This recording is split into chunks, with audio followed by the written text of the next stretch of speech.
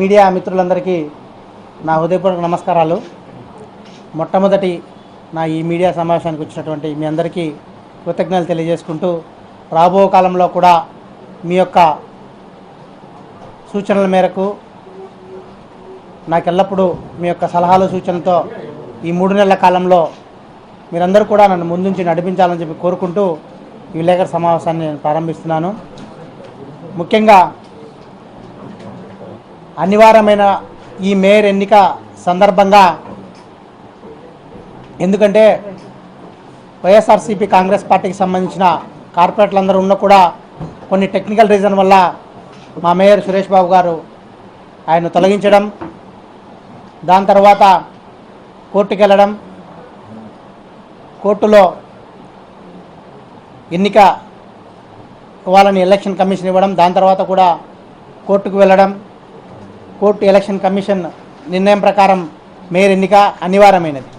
దాంట్లో భాగంగా బీసీ సామాజిక సంబంధించిన నన్ను మా పార్టీ అధ్యక్షులు రవీంద్రనాథ్ రెడ్డి గారు, అలాగే పార్లమెంట్ సభ్యులు వైఎస్ అవినాష్ రెడ్డి గారు, మన రాజంపేట జిల్లా పరిశీలకులు మాజీ మేయర్ కె సురేష్ బాబు గారు, మన మాజీ డిప్యూటీ సీఎం అమ్జద్ బాషా గారు, అలాగే ఎమ్మెల్సీ రామచంద్రారెడ్డి గారు, అలాగే మాజీ టీటీడీ సభ్యులు మాసిం బాబు గారు, దాని తర్వాత నా తోటి కార్పొరేటర్లు, వైఎస్ఆర్ కాంగ్రెస్ పార్టీ నాయకులందరూ కూడా కూర్చొని కూలంకషంగా చర్చించి పాకా సురేష్ అయితే ఈ 3 నెలలు సమర్థవంతంగా పనిచేస్తారని ఏకాభిప్రాయంతో నన్ను మేయర్గా ఎన్నుకొని ఇక్కడ కూర్చోబెట్టడం జరిగింది. దానికి వాళ్ళందరికీ కూడా నా హృదయపూర్వక నమస్కారాలు తెలియజేసుకుంటున్నాను. ముఖ్యంగా ఈ పత్రికా సమావేశం యొక్క ముఖ్య ఉద్దేశం ఏమంటే, నేను నిన్న మేయర్గా ప్రమాణ స్వీకారం చేసిన వెంటనే ఎవరో అజ్ఞాత వ్యక్తులు కడప సర్కిళ్లలో ఒక ఫ్లెక్సీ ఏర్పాటు చేయడం జరిగింది. దానికి పొద్దున్న నుంచి మీడియా మిత్రులైతేనేమి అలాగే అందరూ కూడా ఈ ఫ్లెక్సీ కలకలం అని మాట్లాడడం జరుగుతుంది. ఎందుకంటే ఒక సాధారణ కుటుంబం నుంచి పుట్టిన నేను మేయర్గా అత్యున్నత స్థానానికి చేరుకునేటప్పుడు ఎవరో వ్యక్తిగతంగా గిట్టని వారు వాళ్ళ యొక్క ఆక్రోశాన్ని వెలబరచలేక అటువంటి ఫ్లెక్సీలు ఏర్పాటు చేసుకోవడం జరిగిందని చెప్పేసి నేను అనుకుంటున్నాను. ఎందుకంటే నేను నిన్న ప్రమాణ స్వీకారం చేస్తానే ఎవరు కూడా పార్టీలు కానీ లేకపోతే ఎవరన్నా అసమ్మతులు కానీ వెంటనే ఏర్పాటు చేసే పరిస్థితి ఉండదు.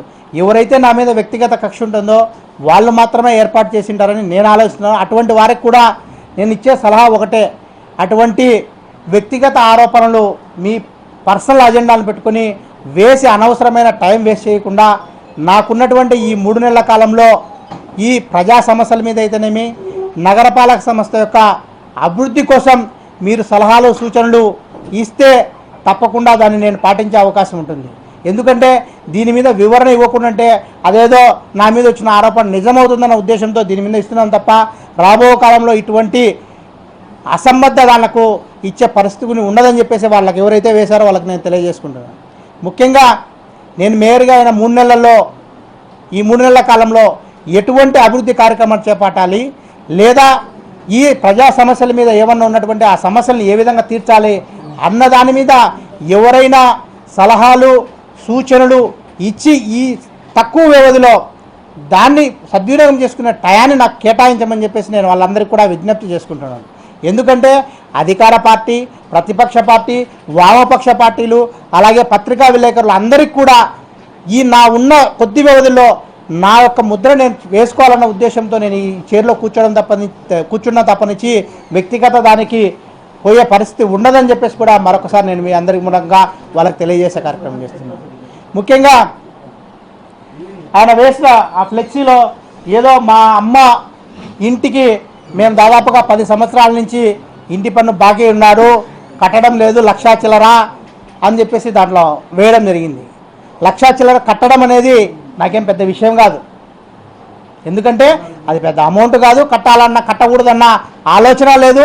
అది ఎప్పటికైనా సరే ఒకవేళ కట్టకున్నంత మాత్రాన అది చెరిగిపోయే పరిస్థితి ఉంది. జీవితాంతంలో ఎప్పటికైనా అది కట్టాల్సిన పరిస్థితి ఉన్నది. దాదాపుగా ఈ కడప నగరంలో దాదాపుగా 6 కోట్ల 7 కోట్ల ఇప్పటికీ బకాయిలు ఉన్నాయి, పన్ను బకాయిలు. నేనేం చెప్తున్నా దాన్ని ఎందుకు కట్టలేదనేది మీకు సవివరంగా వివరం చేసే కార్యక్రమం ఉంది. గడిచిన 2 సంవత్సరాల్లో ఎవరైతే ఈ ఏడీపీ సర్వే అని చెప్పేసి ఒకటి సర్వే స్టార్ట్ చేసి దాదాపుగా ఈ కడప నగరంలో 20,000 ఇండ్లకు పన్నులు పెంచే కార్యక్రమాన్ని చేపట్టడం జరిగింది. దాదాపుగా 15 నుంచి 18 కోట్ల రూపాయలు నగరపాలక సంస్థ యొక్క అసెస్మెంట్ రూపంలో పెంచే కార్యక్రమం జరిగింది. దాని మీద నేను అనేక సందర్భాల్లో జనరల్ బాడీ మీటింగ్లో చెప్పడం జరిగింది. అలాగే మన పత్రికా సహోదరులందరి ముందు కూడా మా కార్పొరేటర్లు అందరం కూడా ఆ రోజు ఇదే ఛాంబర్లో యాజ్ ఎ కార్పొరేటర్లుగా మేము 30 మంది కార్పొరేటర్లు ప్రెస్ మీట్ పెట్టడం జరిగింది. ఏదైతే జిహెచ్ఎంసీ యాక్ట్ 44/2020 ప్రకారం ఎవరికైనా పన్నులు మనం ఇంప్రూవ్ చేయాలన్నా, లేకపోతే పన్నులు ఎన్హాన్స్ చేయాలన్నా, లేకపోతే రివైజ్ చేయాలన్నా కూడా ఇది క్లియర్గా ఈ యాక్ట్ చెప్తుంది. ఎవరికైతే ఇంటిగల్ల వాళ్ళు ఉంటారో వాళ్లకు మనం నోటీస్ సర్వ్ చేయాలి.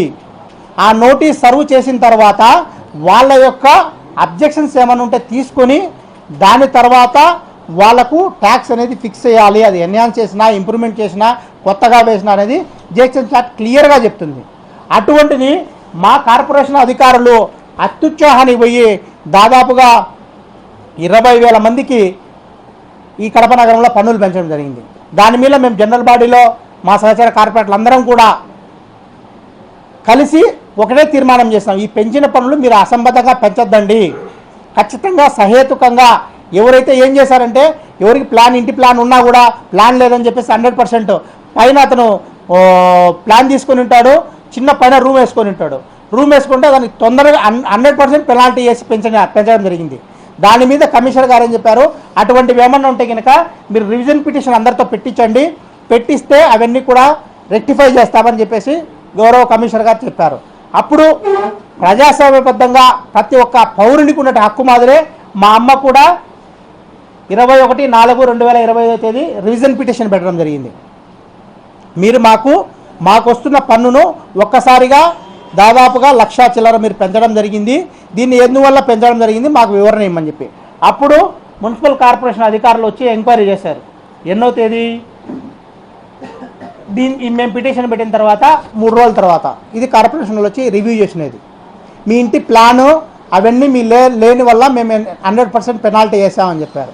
అప్పుడు నేనేం చేశాను, మా ఇంటికి సంబంధించిన మా అమ్మతో ప్లాన్స్ అన్నీ కూడా పబ్లిక్ హీరింగ్ నోటీస్ ఇచ్చారు. వాళ్ళు ఎప్పుడు ఇచ్చారు, నాకు 20/4/2025 హీరింగ్కి రమ్మని చెప్పి ఇచ్చే దానికి సంబంధించిన డాక్యుమెంట్స్, ప్లాన్ అప్రూవల్ కాపీ అన్నీ కూడా సబ్మిట్ చేస్తే అప్పుడు ఉన్నటువంటి అడిషనల్ కమిషనర్ కానీ కమిషనర్ పిలిచి ఎలా చేస్తారని మీరు ఆయన ప్లాన్ పెట్టారు, ప్లాన్ లేదని చెప్పేసి మీరు ఇంత పెనాల్టీ వేయడం తప్పు కదా, దీన్ని ఇమీడియట్గా రివైజ్ చేయండి అని చెప్పాడు. అది రివైజ్ చేస్తామని చెప్పేసి గతంలో నాకు వస్తున్న 12,229 రూపాయలు వచ్చే పన్నును వాళ్ళు 60,000 రూపాయలు వేయడం జరిగింది. దాన్ని తగ్గించి 37,094 రూపాయలు తగ్గించినామని చెప్పినారు. ఇది కూడా పేపర్గా రాసిచ్చారు తప్ప ఎటువంటి నోటీస్ ఇవ్వలేదు. ఆ నోటీసు ఇవ్వకుండా నేను కట్టడానికి ఏంటంటే ఇట్లాగే నాతో పాటు మా అమ్మ లాంటి వాళ్ళు దాదాపుగా రివిజన్ పిటిషన్లు 1006 రివిజన్ పిటిషన్లు పెట్టారు కడప నగరపాలక సంస్థలో. వీళ్ళందరూ కూడా మాకు ప్లాన్లు ఉన్నాయి అయినా కూడా మీరు పన్నులు పెంచి వేసినారని చెప్పేసి దీని మీద వాళ్ళు ఇంతవరకు కూడా మీ పరిష్కరించి ఇంత కట్టాలి అని చెప్పేసి నోటీస్ ఇవ్వలేదు.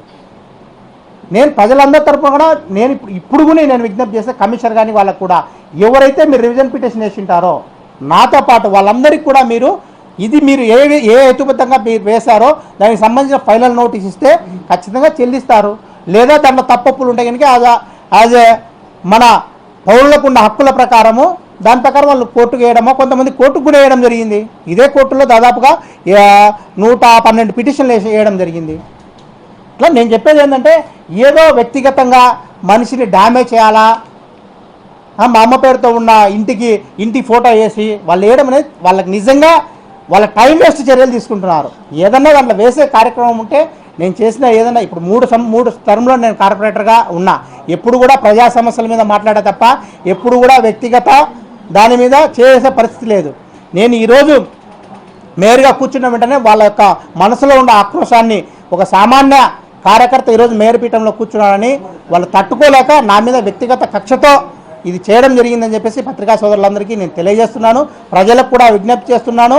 నేను ఇప్పుడు కూడా ఆ పన్ను క్లియర్ చేసేయాలంటే ప్రజల తరపున నేను పోరాటం చేస్తున్నా. వాళ్ళందరికీ కూడా మీరు పన్నులు ఎంత హేతుబద్ధంగా తగ్గించగలిగితే అంత చేసి వాళ్ళకి ఫైనల్ నోటీస్ ఇచ్చి పన్నులు చెల్లించే కార్యక్రమం చేయాలని చెప్పేసి నేను తెలియజేసుకుంటున్నాను.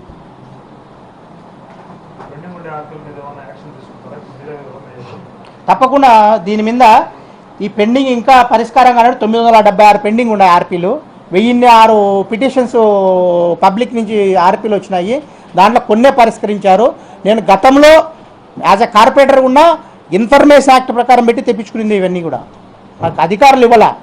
వాళ్ళందరికీ కూడా నేను చెప్పేది ఒకటే, ప్రజల మీద విపరీతమైన పన్నులు పత్రికల్లో కూడా అన్ని దానిలో వచ్చింది. ఒక్కొక్క ఇంటికి 1000 వచ్చేది, 10,000, 20,000 అలా వచ్చాయి. అలా కాదు, సహేతుబద్ధంగా ఒకవేళ వాళ్ళు నిజంగా పైన వేసింటే ఆ ఫ్లోర్కు ఎన్హాన్స్ చేసి పెంచండి. దాని మీదనే నా పోరాటం అప్పుడు చేస్తున్నా. యాజ్ ఎ మేయర్గా ఇప్పుడు కూడా ఖచ్చితంగా నెక్స్ట్ రేపో మొన్నాడో రివ్యూ మీటింగ్ పెట్టి కమిషనర్, అడిషనల్ కమిషనర్ అందరిని పిలిపించి ఏవైతే ఉన్నాయో వాటన్నింటి కూడా రెక్టిఫై చేయాల్సిందిగా వాళ్ళందరికీ కూడా నేను తెలియజేసే కార్యక్రమం.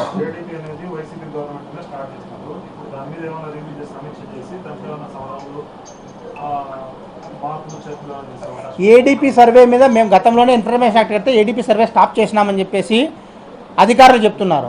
బట్ కానీ పన్నులు అయితే పెంచేసి వాళ్ళందరికీ డిమాండ్ నోటీసులు ఇవ్వడం జరిగింది. దాని మీద మేము కార్పొరేటర్గా ఉన్నప్పుడే కార్పొరేటర్లు అందరం కూడా ఇప్పుడు మా సోదరులు పోయిన వాళ్ళు మేము అందరం కూడా ప్రజల్ని ఇబ్బంది పెట్టద్దండి అనే ఒకే ఒక నినాదంతో మేము ఉన్నాము. దాన్ని మళ్ళీ ఒకసారి ఏదో మేయర్గా నేను అయిన తర్వాత రేపు ఏ పొజిషన్లో ఉంది కూడా దాన్ని కూడా మళ్ళీ పిలిచి రెక్టిఫై చేసే కార్యక్రమం చేస్తాం.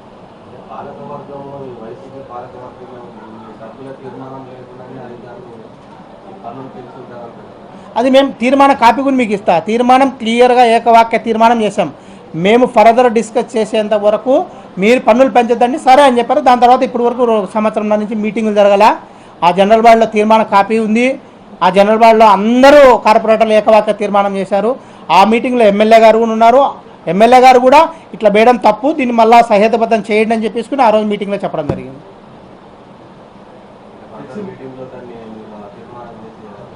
తప్పకుండా దాని మీద ఏం స్టేటస్ ఉందో ఆ తీర్మానాన్ని వీళ్ళు ఎంతవరకు చేశారో, పెంచిన ఎంతవరకు తగ్గించారో వాటన్నిటి మీద రివ్యూ చేసే కార్యక్రమం చేస్తాం.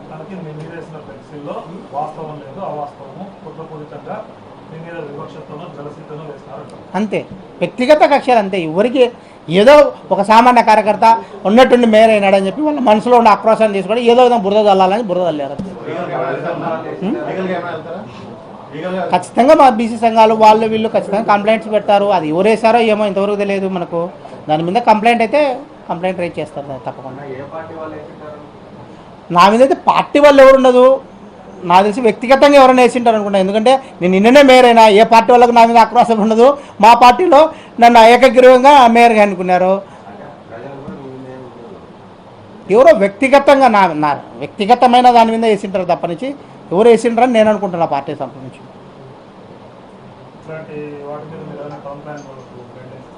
టౌన్ ప్లానింగ్ వాళ్ళకు నేను పొద్దున్నే చెప్పడం అనేది ఎవరైనా జనరల్గా ఇదే కాదు, ఏ ఫ్లెక్సీ వేసినా కూడా ఖచ్చితంగా నగరపాలక సంస్థ యొక్క ఆమోదం తీసుకొని దానికి మనకు కట్టిన ఇక్కడ ఫీజులు ఉంటాయి, ఆ ఫీజులు చెల్లించి దాని ప్రకారమే చేయాలి అని చెప్పేసి నేనే తీర్మానం చేశాను జనరల్ బాడీలో. ఒకవేళ ఏమన్నా పొలిటికల్ పార్టీస్ ఏమన్నా ఉంటే కనుక 3 days మాత్రమే వాళ్లకు ఇవ్వండి అని చెప్పి జనరల్ బాడీలో తీర్మానం చేసాం మనం. కానీ అది సరిగ్గా అమలు జరిగే పరిస్థితి లేదు ఈ కార్పొరేషన్లో. ఖచ్చితంగా మళ్ళీ టౌన్ ప్లానింగ్ అధికారులను ఒకసారి పిలిపిస్తాం. వాళ్ళందరికీ కూడా ఏదైతే మేము తీర్మానం చేసామో దాని ప్రకారం మీరు చేయండి అని చెప్పేసి వాళ్ళకి ఆదేశించడం జరుగుతుంది. కొంతకాలంగా ఈ సాంప్రదాయం కొనసాగుతా ఉంది కదా, మరి ఎందుకు కట్టడి చేయలేకపోతున్నారు? అంతకుముందు గతంలో మేయర్ పైన కూడా ఇదే తరహాలో ఫ్లెక్స్ చేశారు, జగన్మోహన్ రెడ్డి పైన ఇదే తరహాలో ఫ్లెక్స్ చేశారు. ఏంటంటే అంటే అధికారుల లోపమా ఇది? ఖచ్చితంగా అధికారులు, ఎందుకంటే ఇది ఊరికే వైషమ్యాలు పెంచి పోషించేది ఆ ఫ్లెక్సీ వేయడం వల్ల వాళ్ళను ఎవరికైనా నేను చెప్పేది అది ఈ పార్టీ ఆ పార్టీ అనేది ఎవరు కూడా వ్యక్తిగతంగా విమర్శించింది. పార్టీ పరంగా యాజ్ అ బేస్ మీరు పార్టీ బేస్ చేసుకోండి తప్ప ఈ విధంగా అదిగునేది పేరు లేకుండా ఊరు లేకుండా వేయడము ఖచ్చితంగా కార్పొరేషన్ అధికారులకు ఒకటే ఈరోజు తెలియజేస్తున్నా. పేరు ఊరు లేకుండా ఎవరైతే ప్రింటింగ్ చేస్తారో వాళ్ళ మీద కూడా కఠిన చర్యలు తీసుకోవాలని చెప్పేసి టౌన్ ప్లానింగ్ అధికారులు చెప్తాం. ఎందుకంటే మనం ఏదైనా వాక్ స్వాతంత్రం ఉంది, మనం చేయాల్సిన ఆరోపణలు పేరుతో వేయండి, వ్యక్తిగతంగా లేకుండా మీరు ఏం చేయాలనుకుంటే చేయండి.